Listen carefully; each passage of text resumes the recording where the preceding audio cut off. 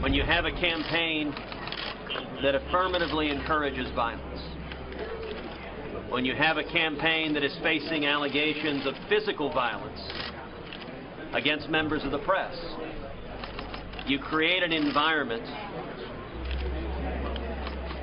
that only encourages this sort of nasty discourse.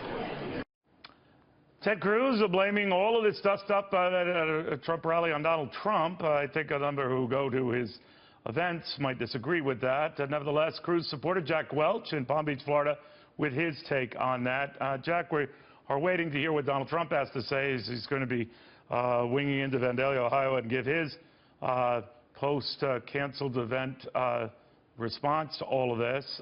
What do you think Donald Trump should say when he talks to those people? He ought to talk about the First Amendment. He ought to talk to his supporters and tell them, once again, their voice isn't being heard, whether it be by politicians in Washington or people trying to shut him down.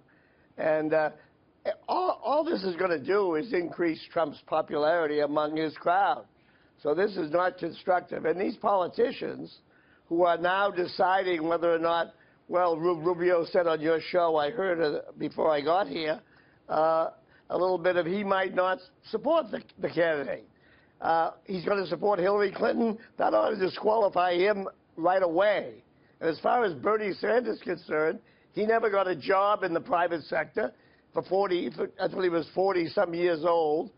His claim to fame is being a protester, either arrested or hauled out of to the jail. So, I mean, come on.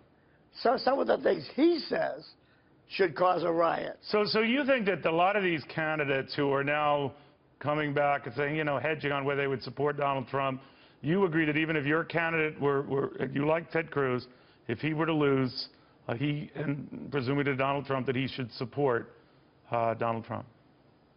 Ted Cruz said from day one that he made a pledge and he'll keep his word. The strength of Ted Cruz, and one of the reasons I'm behind him, is he keeps his word. And I think he will keep his word. If he didn't, I'd be terribly disappointed. Then what do you think of the way he kind of threw a lot of this stuff that happened last night on Donald Trump? And Donald Trump's people respond, look at them, and they come to our rallies, tens of thousands. Obviously, you're going to have some malcontents. Obviously, we're going to be a target of all these groups that are sort of an avengers of left-wing causes that come together and target us. That's not my fault. What do you think? It's not. Look, you got creatures like Bill Ayers coming out of the woodwork on this stuff. You got MoveOn.com with George Soros behind it. Come on, Neil.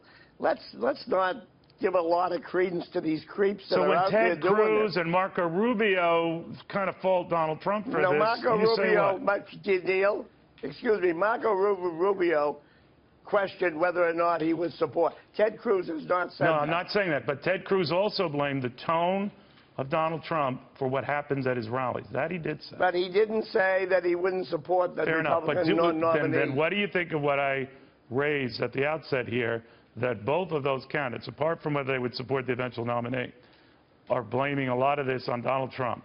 These dust-ups at his rallies are Donald Trump's fault. Look, they're in a political fight, so they're going to throw some stuff on the fire. So you don't agree with that? You don't agree with that?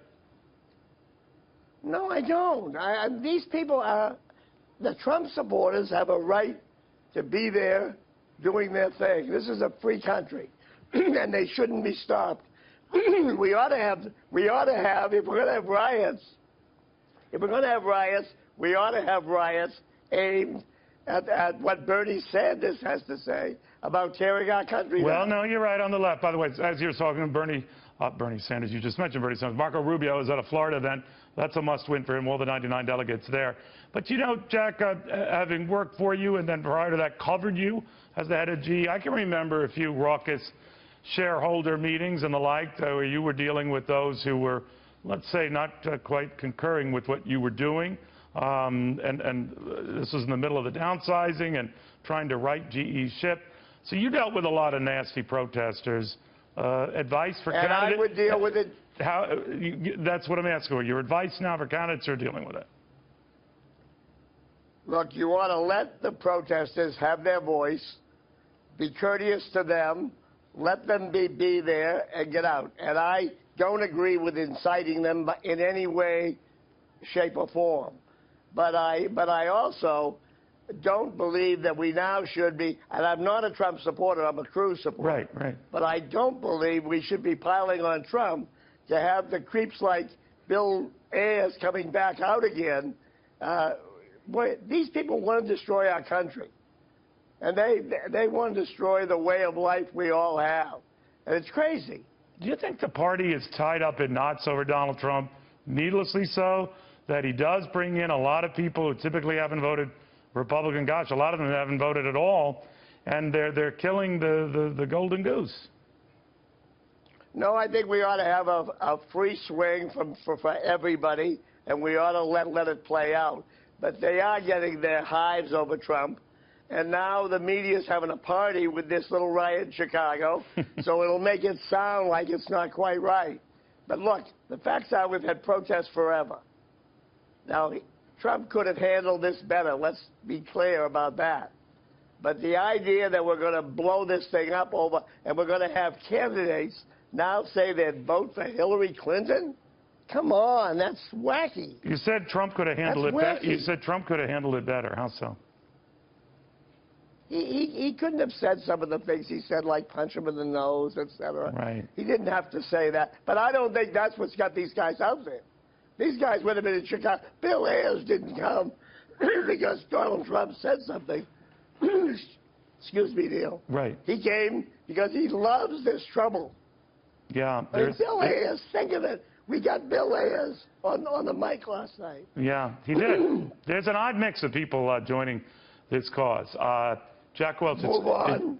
Yeah, no, it's Avengers of the left. All right, thank you very, very much, Jack.